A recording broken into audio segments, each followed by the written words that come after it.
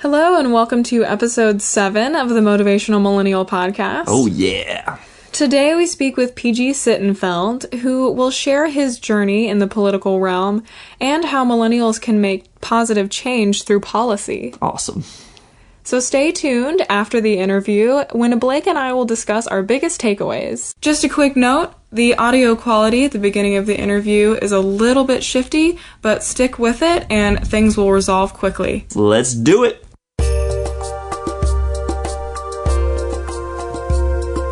Hello, welcome to the Motivational Millennial Podcast, where we talk with inspiring members of the millennial generation who are living life with a sense of purpose and achieving their dreams. I'm Blake Brandis. And I'm Ivy LeClaire.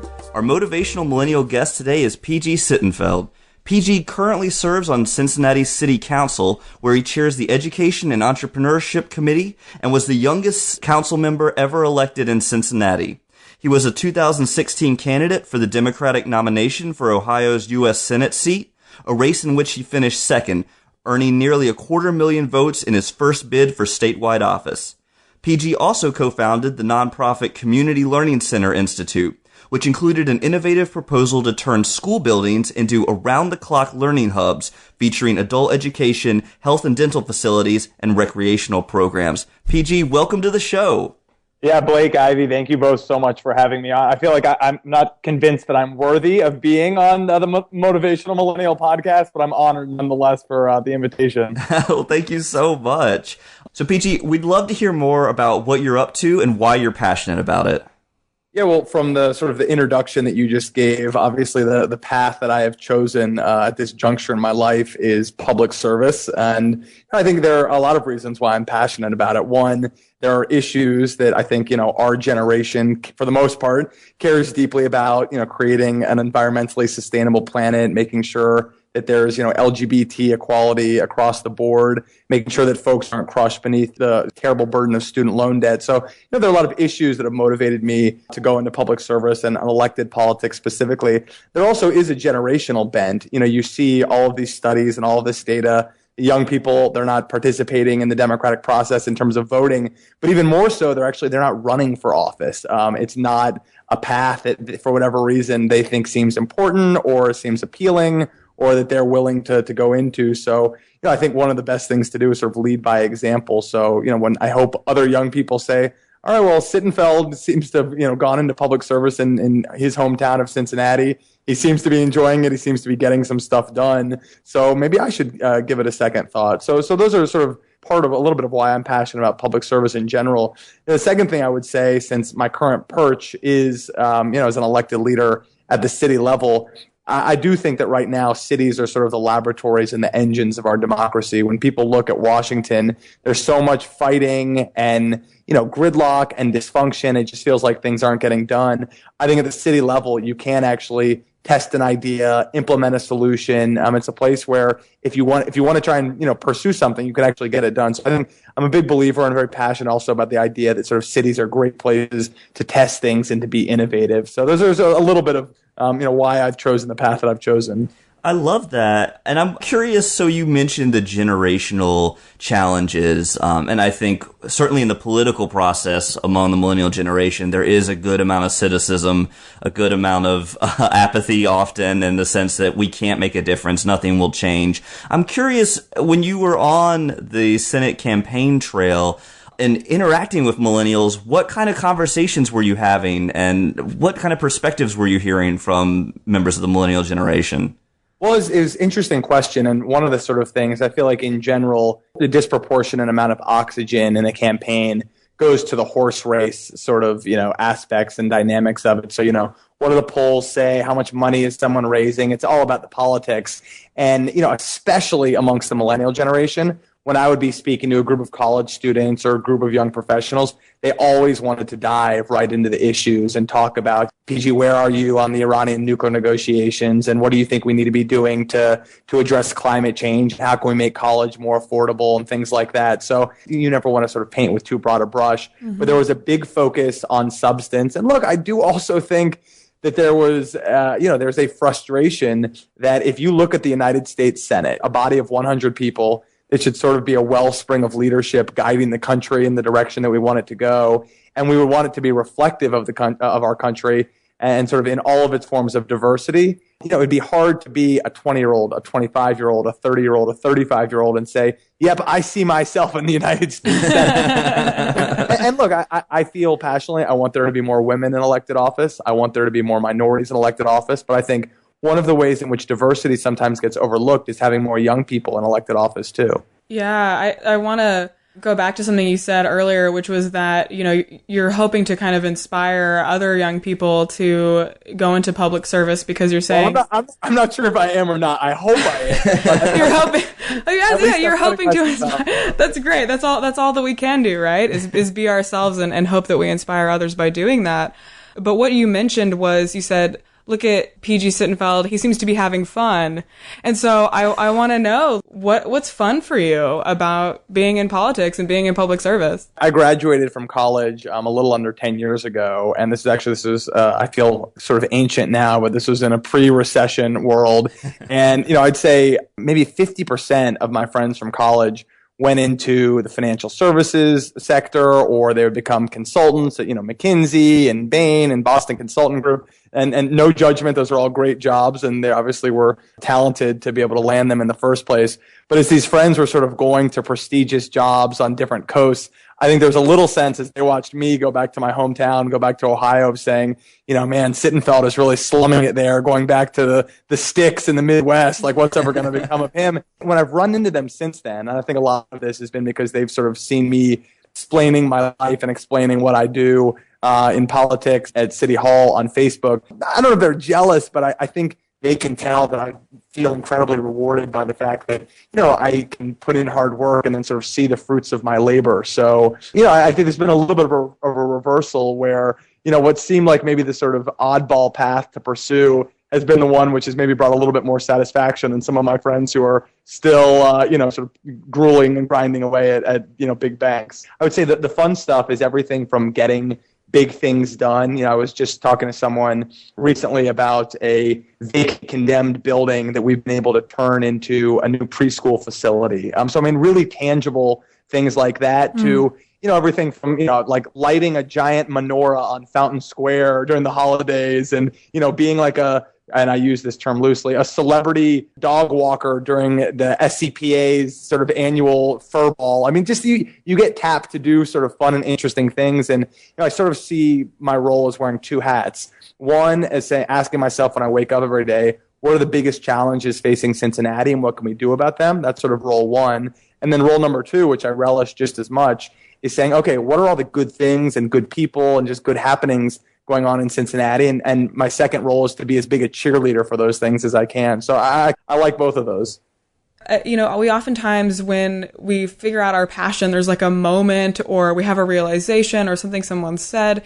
Do you have a story of sort of a defining moment where you figured out what your passion was and it gave you this sense of purpose?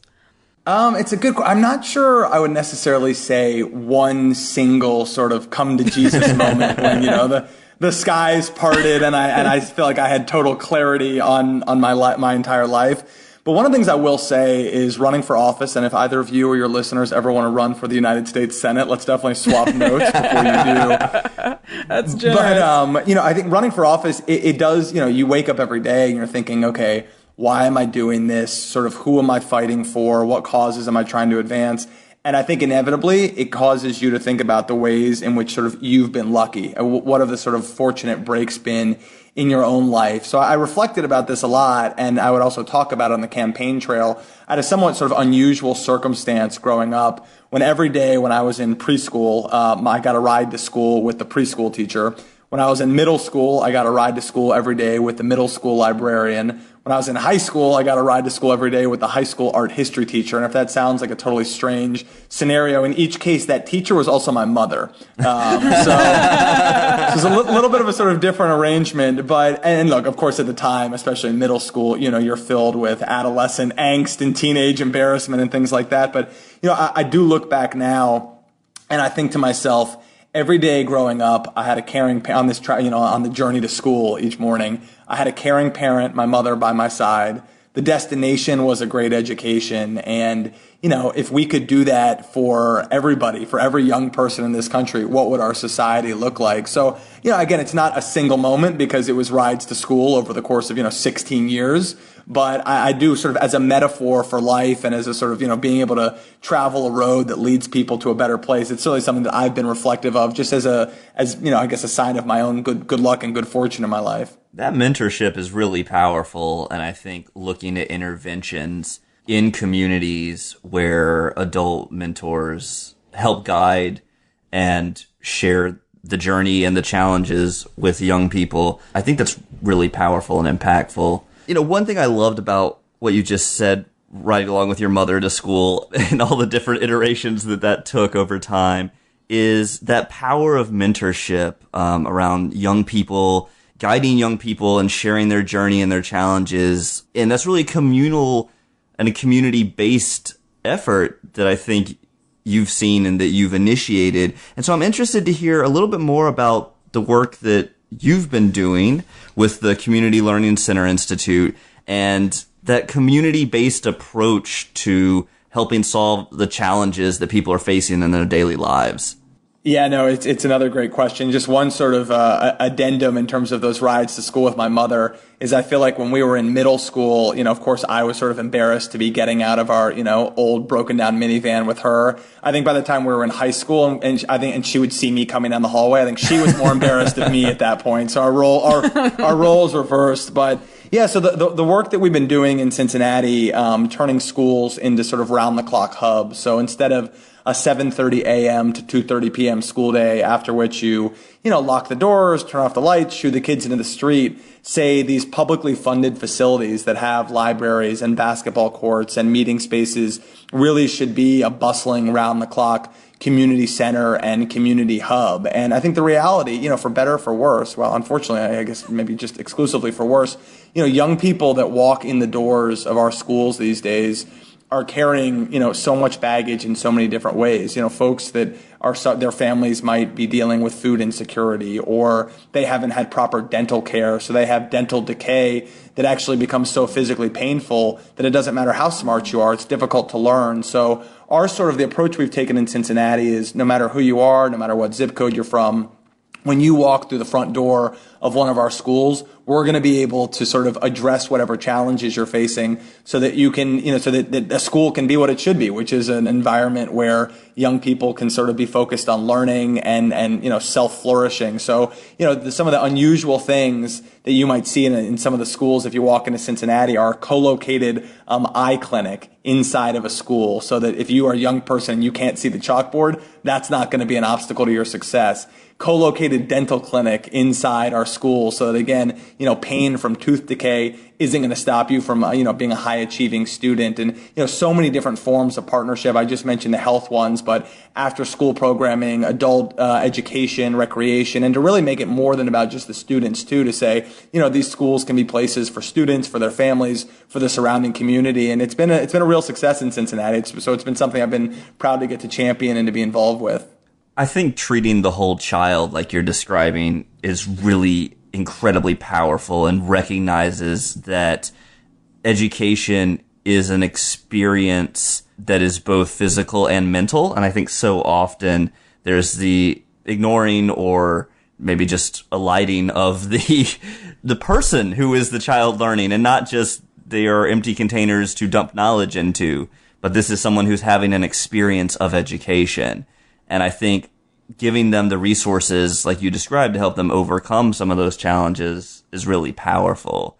So, and I talked a lot about some of the sort of, very hard challenges, but I think you're right. There needs to be, some measure of inspiration involved too. So it might be, obviously it's important that young people, learn math and learn their reading skills well. But as they go along, it might be, gym class or music class or an after-school recreational activity that actually keeps them coming to school so that they're learning math sort of along the way. So I think, the holistic approach you're talking about is super important.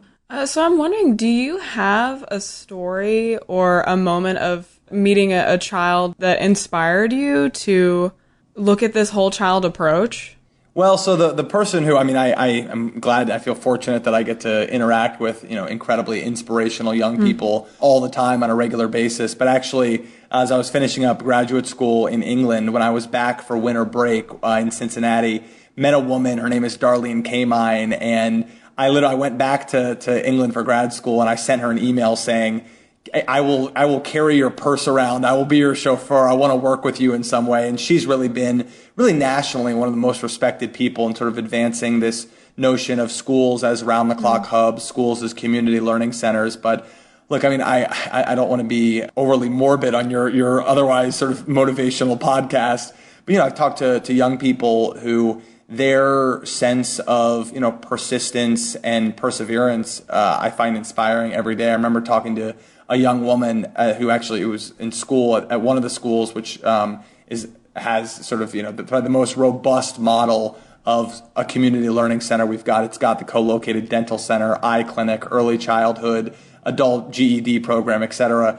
And she was talking about her dad being incarcerated, and I asked what he'd gone to jail for, and he said it was for impregnating her older sister. And obviously, that's an incredibly extreme example, but how are you supposed to be a good learner? How are you supposed to be a good student when that's the home environment that you have? And while, a lot of young people's home environment might not be that sort of rough and that tragic, we live in a society where so many of the people that we want to educate and we want to thrive are dealing with huge challenges in their lives. So, just the sense of resilience and still sort of, finding joy in school and joy in learning. I'm inspired by the young people I get to interact with all the time. What's motivational so much about what you're saying is that, there are issues out there, but hey, we can make a difference. And I'm doing that right now. It's really an inspiring journey for me, to do. And so I think that that's what's so wonderful that you're bringing here to us today to talk about. Yeah, no, I do agree. I think millennials, and again, it's hard to necessarily paint with too broad a brush when talking about one generation versus the other. But I do think millennials are very sort of outward facing. I know the sort of Robert Putnam bowling alone theory about, how the social fabric in our society and all these sort of civic entities and organizations that used to pull us together aren't as robust as they once were. And there probably is some truth to that. But I do think sort of in the temperament, in the DNA of the millennial generation is this sense of mission and being involved in the community and being useful to the people around you. So, and then that's a good thing. I love it. PG, since beginning your journey in politics and public service, what is the biggest challenge that you faced and how did you overcome it? Well, so I thought that this might not necessarily even be the biggest challenge that I've ever sort of faced or overcome, but chronologically, it's the one that's most proximate. So I thought I might actually say a little bit more about the United States Senate race that I was involved in. And you were generous in your introduction to say that I finished second. What that obviously means is I did not win the race. So, but look, I think the easiest thing in terms of thinking about that pursuit as a challenge, the easiest thing would have been to not run at all. And just as a little more context for some of your listeners, there was a very entrenched, powerful incumbent United States senator. So it was going to be a sort of uphill climb no matter what. When I got into the Democratic primary, not too long after, a former governor of the state of Ohio got into the primary with universal name recognition and sort of all the machinery behind him and, no shortage of resources either. And I think at that point, it would have been easy to say, well, I'm just going to take a pass on this and, I'll do it again another time. But, as I did some soul searching and also talked to the mentors and the people sort of I lean on for counsel in my own life, I believe not only that I could win, which ended up not being true, but I believe some other things that did turn out to be true of my ability to shape the conversation. So, we ended up talking about and focusing the race so much more on, climate change and the environment than otherwise would have been the case. We were able to focus the race and sort of shape the conversation, especially in the media, so much more around reducing gun violence and strategies to, sort of make sure that young people aren't being gunned down in our streets at the rates that they are, more than would have otherwise been the case. So, and as we sort of talked about at the beginning of this, giving young people a voice and saying, the Senate can look different than it currently does if we all sort of rise up together. So, it was, and look, I know the question was, and how did you overcome it? I guess in a way I didn't overcome that one, although I think anyone's sort of time and life in public service, there are going to be sort of, peaks and valleys. But I have absolutely no regrets about doing it. And that is sort of the lesson that I take away of, if you feel like you have a voice to contribute, don't ever let anybody silence you, because there will never be any shortage of haters or doubters or cynics to try and steer you and drive you off your path. But, the most important voice to listen to is your own, especially if you think it can add value to a bigger conversation. And that's such a powerful message, because I think so often the impact is perceived to be, did you win or not in the end? And there are two things about that. One, what is the end, right? So is this the end or the beginning? But the other point, I think is really important what you said, which is that you were able to change and help shape the conversation. Like you said, hopefully inspire people to get more involved. But I think that's really powerful, because so often along these journeys to living a fulfilling life, to achieving our dreams, there are so many areas where we can look at it and say, that didn't work out. And it's like, well, what about it didn't work out? I think we're so easy to beat ourselves up about things that didn't go as planned, or we didn't get the ultimate outcome that we hoped, at least in that moment. But looking at your journey, I'm sure you have come away from this with an incredible education, that you have learned and connected with communities all over Ohio, and people who are perhaps now allies or collaborators of yours who you wouldn't have otherwise thought possible or known if you hadn't jumped out there in the race and into the arena. I'd love to hear just a little bit more about your thoughts on how does it feel for you, and where do you see yourself going from here? Yeah, so a couple things. One, just to sort of reiterate what I think is a really important point that you made. And I think this is how people need to look at challenges, even though it's hard to look at it this way when you're sort of in the midst of a challenge. But this is, what it means to sort of to be alive and to grow and to get to the next thing. I would almost liken it to, I think somebody once said to me after a breakup, if breaking up with someone might be the sort of necessary step to getting you into the relationship that you were meant to be in for the sort of for the long term. So yeah, there's no question that I feel like I grew as a person, grew as a candidate, and I would never run for a political office if I didn't think that there was a chance, not just of sort of metaphorically winning, but of literally winning too. But obviously, if that doesn't eventuate, there still is a lot that you can take from it. You touched upon the people that I met that I didn't know before, especially I feel like the voice that I can lend to the issue of reducing gun violence and things that we're moving forward on that front, even after the campaign wrapped up, I think are all really important. In terms of where I, sort of go forward, I'm certainly committed to public service for the long term. I'm still a city councilman in the city of Cincinnati. I've got another year and a half on my term there.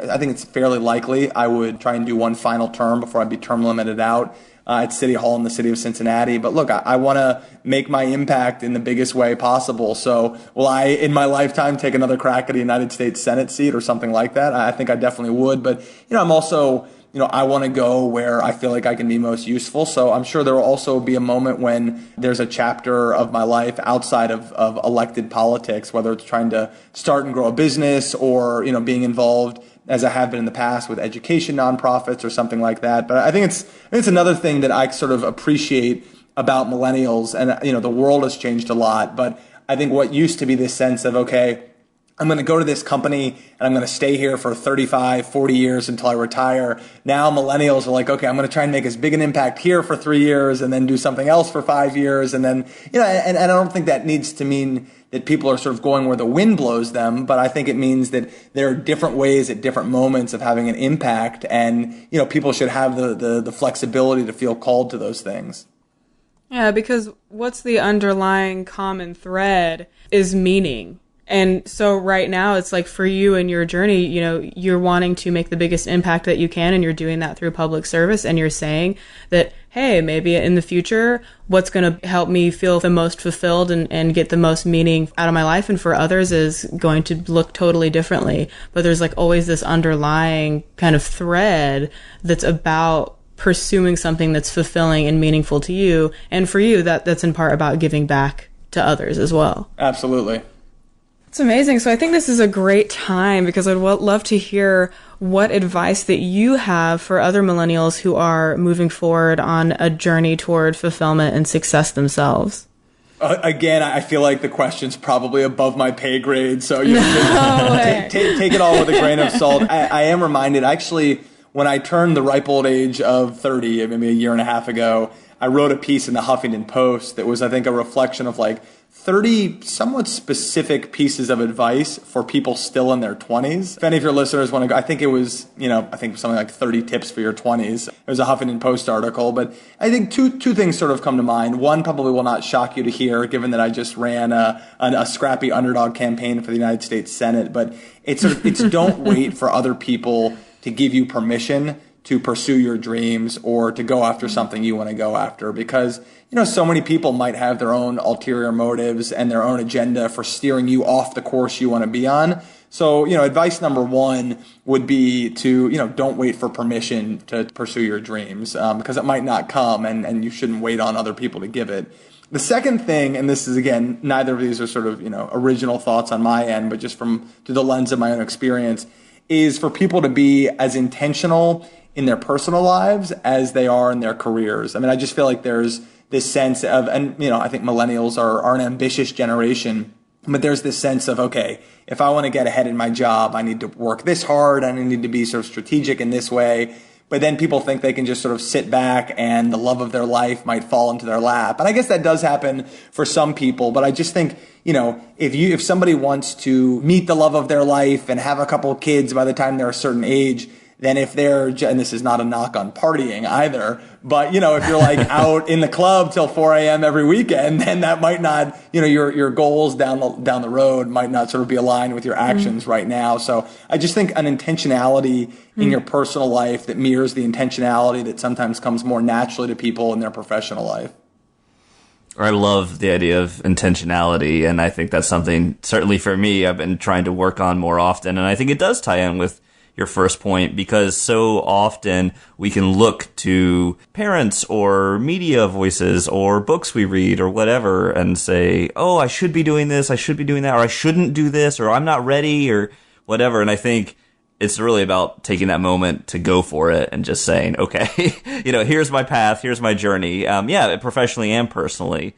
Well, and just one other point on that I think is important of, I think sometimes what naturally causes people not to go for something is they are fearful. They're fearful that they're going to not win the race. They're fearful that they're going to get dumped by the person who they want to go out with. And it's like, I don't want to say so what, because we shouldn't be that sort of flippant with our own emotions or with other people's emotions. But it's like, human beings we are durable creatures. So, to get knocked down, but then sort of dust yourself off, that's okay. To go through, a challenging breakup, but then have that be part of your growth moving into the next relationship, that's not just okay. It's a good thing. So I just think, doing everything we can to stifle that fear always ends up being a good thing. Yeah, really everything that you're saying reminds me of, particularly about permission, it reminds me of that Marianne Williamson quote. And I'm paraphrasing, but it's essentially what she talks about is that our deepest fear isn't actually failure, but it's that we are going to be amazing and brilliant. And then up comes this sort of sense of not feeling worthy of being brilliant. And where she sort of ends is this whole concept of permission, which is that if you let your light shine, and like you're saying, in a way, you're not asking for others' permission to move forward, but if you let yourself pursue your passion and what you love, you are in a way giving permission to others to do the same, because you're saying this is okay. It's okay to love doing what you love and like going forward. And so there's this whole other side of the permission coin. That's what you're doing now, like by talking about this with everyone, for sure. Yeah, no, I think it's a beautiful quote that I need to brush up on that one. So I'll be sure and Google it. Awesome. So before we wrap up, we'd love to just learn a little bit about what gets you personally motivated. And so when you are waking up in your ideal morning, what kind of things are you doing to ensure that you have a great day? So I'm one of those kind of annoying people who, when I wake up in the morning, I'm not hitting the alarm 8 times and burying my face in my pillow. I'm kind of I'm ready to tackle the day, clap my hands, pop out of bed, go for a run a few minutes later. So I think temperamentally, I'm usually, every day that God gets us out of bed is a good one. In a sort of less romantic sense, I'm a huge believer in making a daily list, such to the point that I could the productiveness and just the quality and even the sort of satisfaction and enjoyment of a day, I think varies greatly depending on whether I made a roadmap in the form of a list for that day, or if things got too busy so that I didn't make the list, and then the next day I just feel like I'm sputtering a little bit. So I know that's not a very sort of sexy point, but I'm a huge believer in list making. And then, as we've sort of talked about over the course of this conversation, I mean, there is no substitute for feeling purposeful and enjoying the work that you get to do every day. And I feel fortunate in that regard and the work that I do at City Council. And look, I also, there are obviously a lot of people who don't like their jobs, but they are doing the incredibly important task of providing for their family, or, giving themselves the gift of health insurance or whatever it might be. So, it's not as simple as saying, well, if you don't like your job, quit it and find something you do love. But, I think it's just important that we all sort of populate our days with things that do get us fired up. And if that's not, our job itself, then something in a sort of recreational space or in a volunteer space or something like that. So do you have a motivational quote or a book or a phrase that has changed your life that you'd love to share? Again, life-changing, I'm not sure sort of it's reached that level, but, and I know my mother, I think there are a lot of things that we all attribute to our mothers who, actually Thomas Jefferson originally said it, or Harriet Tubman originally said it, but a quote that I attribute the sentiment to my mother, if not the quote itself, is the quote that, it's nice to be important, but it's important to be nice. That I think there's too much in our society says that, sort of nice guys and gals finish last. And I actually do think it's the opposite, that being a good person, being kind-hearted probably is going to be to your professional benefit too. But that's one that I try and live by. And then in terms of motivational books, it might not, sort of being the Politico that I am, surprise you to hear, I'm a total junkie for good political biographies. So Alexander Hamilton, Teddy Roosevelt, you read about just their sort of their palpable energy. And then in the course of one day, it seems like they would get, a month's worth of things done. And that kind of gets me fired up too. So I take, some motivation from historical figures in that way. That's awesome. Have you checked out the hip-hop musical Hamilton at all? I feel like if I tried to buy a ticket, I would get to see it by the year 2087 or something. So because of that, I haven't even tried yet. But, from the clips that I've seen online, it obviously looks like a brilliant production. And hopefully, before I'm 6 feet underground, I will get the chance to actually see the performance live. Well, maybe we can all pool our resources and try to find somebody who knows somebody. I feel like us pooling our resources, it'd be like, when people would pool their resources and one person got the ticket on the Titanic sort of thing. One of us can go and actually see Hamilton and report back to the others. Hopefully it's not a one-way trip like the Titanic. Exactly. Okay, so PG, we want to give our audience and our listeners a way to learn more about you. I am definitely going to be an advocate for them watching the videos that I've seen on your Facebook page. So that's one that I would love for you definitely to sort of mention your Facebook URL, but then also other ways that they can find out more about you and the work that you're doing. Yeah, no, absolutely. So the two best ways where I'd love to continue the conversation, one is on Facebook, the PG Sittenfeld. So I guess, facebook.com/PG Sittenfeld. Yeah. and then on Twitter, Twitter handle is @PG Sittenfeld. So I'd love to keep swapping notes with people in the Twitter sphere and on Facebook. Awesome. PG, thank you so much for taking the time to talk with us today. Yeah, it was a pleasure. Look forward to doing it again. Thank you. The Motivational Millennial podcast is supported by Motivational Millennial Coaching Services. We help you find clarity and confidence so you can take action toward living your dream life. To learn more about one-on-one personalized support from someone who believes you have a path to fulfillment and wants to help you uncover it, visit www.motivationalmillennial.com/coaching. Hi, and welcome to the after show for PG. A really great conversation. That was really fun. It was really good. I would say for me, one of the things that stood out most was the section about permission. And I mentioned the Marianne Williamson quote a little bit, but I would love to actually just share it because I think that it deserves a full reading. It's just really beautiful. Our deepest fear is not that we are inadequate.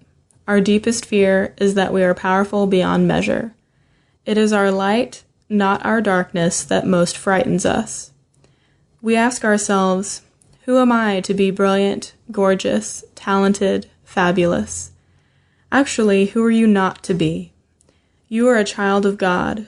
Your playing small does not serve the world. There is nothing enlightened about shrinking so that other people won't feel insecure around you. We are all meant to shine as children do. We were born to make manifest the glory of God that is within us. It's not just in some of us, it's in everyone. And as we let our own light shine, we unconsciously give other people permission to do the same. As we are liberated from our own fear, our presence automatically liberates others. And it gives me goosebumps every time I read it, every time I think about it. In many ways, I feel like it speaks for itself because I think it speaks to something that's really deeply true in all of us. And somehow for her to put it in such a rather concise ball of prose like that, I think is really amazing. And there's something so beautiful about knowing that as we find fulfillment, as we find happiness or pursue our passion, that in itself is positively affecting the world. Absolutely. And I think it's always reassuring when things are challenging or slow to start in whatever we're doing. Sometimes just being strong and persevering and being that force in the world, even if we don't feel like we're as successful as we'd like to be or as far along in the path. Sometimes it helps to just say, as we let our own light shine, we unconsciously give other people permission to do the same. So maybe we can more consciously give people permission to do the same. So what about you? I also have a quote that I wanted to elaborate a little bit more on. Great, we're into quotes today. That's right. I mentioned with PG when he was talking about the election didn't necessarily go the way he would have liked, but a lot of great things came of it, and this is just one step on his journey. And it was actually an Orson Welles quote that I had in mind. I didn't necessarily do the whole thing in the interview, but it says, "If you want a happy ending, that depends, of course, on where you stop your story." And this made me think about how we can often look at our immediate circumstances and say, this is terrible, that's never going to get better, realizing that there probably have been a lot of those moments along our path when we've looked at them and said, oh my gosh, this is so horrible, it's never going to get better, but yet we've managed to make it through it. And I think how we segment our lives and how we look at them really makes such a huge difference, because if I look at one part of my life, say when I started in the music industry, it was really awesome and it was full of success and greatness. But then if I only look at 1 6-month period when everything was really hard and things weren't going my way, I could say, oh, this was so terrible, everything was falling apart. But when I look at it all, say in a 5-year retrospect, I can say, wow, this entire experience gave me so much knowledge and wisdom and opportunities that I use now in my path. So all that to say, I think it's really important sometimes to realize that we're just on one page of the book of our lives. Yeah, it reminds me of, I love that quote too. It's great. It reminds me of when I was going into high school, I applied for the International Baccalaureate program, and I actually got in. I didn't stay in, but that's another story altogether. But I got in, and the part of the interview that stands out to me is I distinctly remember, and this is how old was I? 13, 14, perhaps? I distinctly remember telling them that when I'm old and hanging out, sitting in my rocking chair and thinking about my life, I just want to be able to be happy and proud. I just want to smile and be proud of what I'm seeing. And that's what this is reminding me of, is just knowing that this is a long journey, and when we're able to pull out and see the bigger picture of all of the ups and downs, it all makes so much sense. Yeah, and if you look at the scale of the universe as well, we're just That's a blip. pretty epic. We're just a little speck on the great continuum. I think about that all the time, you know, whenever I'm getting frustrated about something, I'm like, you know what? Based on geological time, we are here for a millisecond of a fraction of, you know, the life of this rock. But no, I think sometimes a little perspective, on the scale of a lifetime, on the scale of the universe, it does really help, because things are going to go great in our lives, things are going to be challenging, but the only constant is that time moves forward until we invent a time machine that does the opposite. So Yeah, it's like when you're a kid and, you know, somebody steals something out of your lunch pail and it's the worst thing in the world, and you're like, no, I'm never going to be able to have that pudding. And I mean, that's what you're saying, that, you know, that in that kind of micro moment, it seems really big and like a huge deal. And it is. And I think there's an element too of allowing ourselves to kind of honor how we're feeling too. Yeah. But know that that's not necessarily where we have to end our story with no pudding. That's right, exactly. And you understand then why toddlers have so many tantrums, because for them, they've only known this is the worst thing that's ever happened to them, is that you didn't cut their sandwich into triangles, you cut it into squares, and the world is coming to an end. But speaking of coming to an end, I think it's about... You like my transitions? I love your transitions. Oh man, I can't help it. So, speaking of coming to an end, we really appreciate you listening to this talk with PG Sittenfeld, and hope you'll tune in next time on the Motivational Millennial Podcast. Bye! For show notes and upcoming guests, or to learn more about Coactive Coaching, the blog, and our other awesome offerings, visit motivationalmillennial.com. Keep in touch with us at facebook.com/motivationalmillennial. We'd love to hear from you. Shoot us an email with your thoughts, comments, and suggestions at podcast@motivationalmillennial.com. And tell us who you might like to hear from, or if you think you or anyone you know would be good for the show. The Motivational Millennial Podcast is edited by Christy Hostler and Team Podcast. Our theme music was composed and performed by Blake Brandis. Have a great week, Motivational Millennials!